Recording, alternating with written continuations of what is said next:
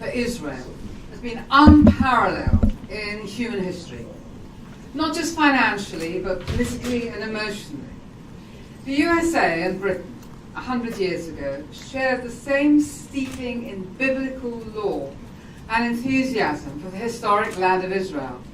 I heard the current Lord Balfour say just a week or two ago that it was because he went to chapel at his school, private school you would call it, public school we call it, where they had Bible readings every day and twice on Sunday, that he became so familiar with the place names that to us are familiar in Israel.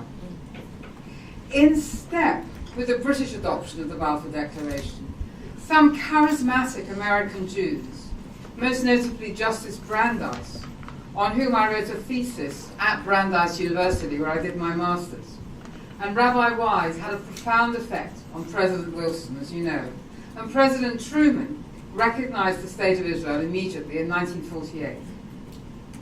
But then and now, in the UK and here, there were successful and American and British Jews who feared that the establishment of a distinct Jewish state might threaten their own position and their own loyalty might be called into question. And you hear resonances of that today, with Jews who go out of their way to call themselves Jews for Justice in Palestine or something like that, because they are frightened that their position might be called into question. They want to hold their hands up and say, no, we're not like those other Jews, we are good Jews. And in fact, they're Jews only really one day a year when it comes to writing letters and signing declarations against Israel. They're not normally Jews when it comes to everyday communal involvement. There was also one vital difference between the US and the UK when it came to the independent Jewish future 100 years ago. The US in the early 20th century was so much more of a successful and attractive home for Jews than existed in Europe. European Jews even then sensed the shadows lying over them, with worse to come.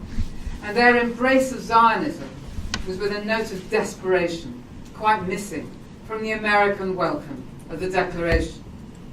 As I said yesterday, I grew up in a very Zionist household, but I sort of forgot about the need to defend Israel after I left school anyway, until I entered the House of Lords 12 years ago.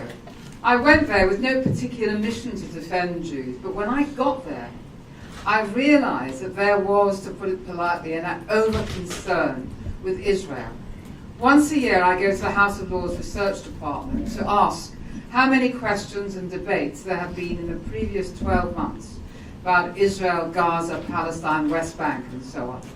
For the last few years, it's been running at about 400 a year. And then I say, how many have there been about Syria, Yemen, Turkey, you name it? Guess the answer, a handful, that's all. Now, even though Israel is rooted in the rule of law, as has been said, an absurdly literal interpretation is applied to the Balfour Declaration by her enemies. In fact, it was clear at the time that the Jewish homeland was to run from the Mediterranean to the Jordan, and Jewish territory was gradually eroded as the years passed. Jordan was the new state designed for Arab self-determination. But if we're going to be literal about the Balfour Declaration, then let's be literal. It referred to the preservation of civil and religious rights for non-Jews. Note they were not called Palestinians, that came much later, in Palestine, and Jews in other countries. The Arabs who stayed in Israel in 1948 and their heirs are now 20% of the population. When surveyed, they say they would prefer to remain Israeli citizens rather than transfer as Palestinian citizens to the new state if it comes about. They form 17 members of the Knesset, judges, university professors and deans, and army officers with equal rights.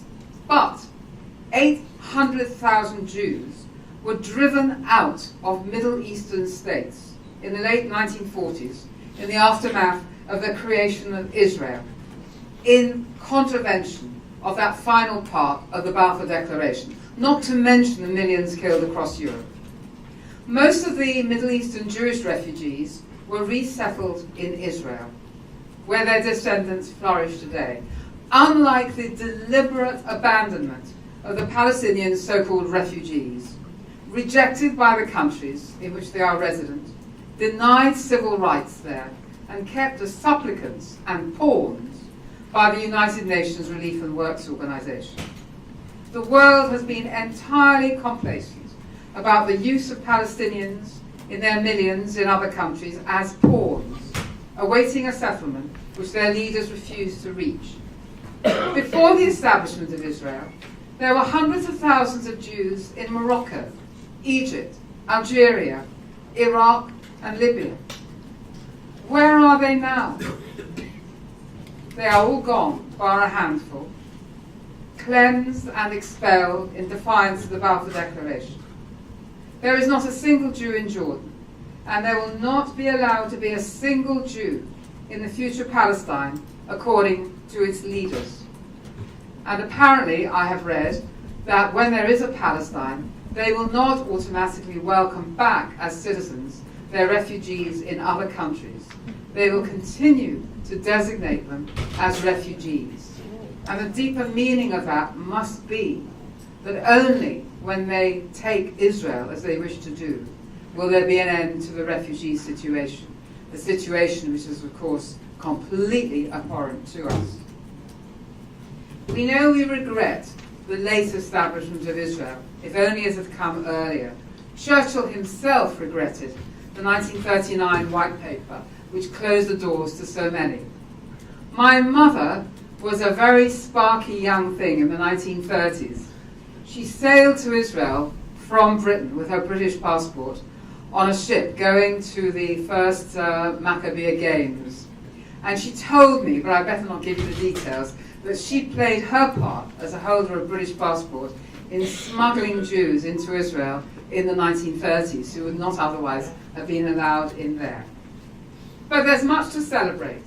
Israel's leadership in innovation, its 13 Nobel Prize winners, its invention of everything, from mobile phones to the original algorithm for emails, voicemail and the USB flash drive, desalination, the Intel processor chip.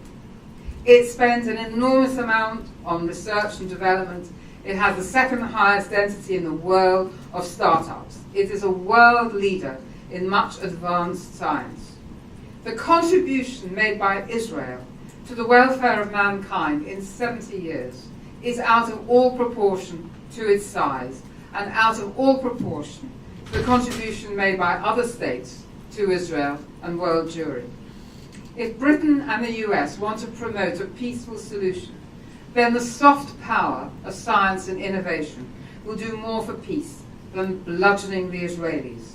We celebrate self-determination for the Jewish people, a concept born in the Balfour Declaration after thousands of years of dispersal and persecution. Israel has liberated Jews and given them pride and shown what a small, persecuted people can do when given control over their own destiny in a tiny state. The Palestinians need a Gandhi or a Mandela or a Ben-Gurion or a Weizmann, men prepared to take what is on offer, as we did, and make that offer blossom. So thank you, America, for nurturing modern Zionism until it gave birth to the new state. Mazel tov, America.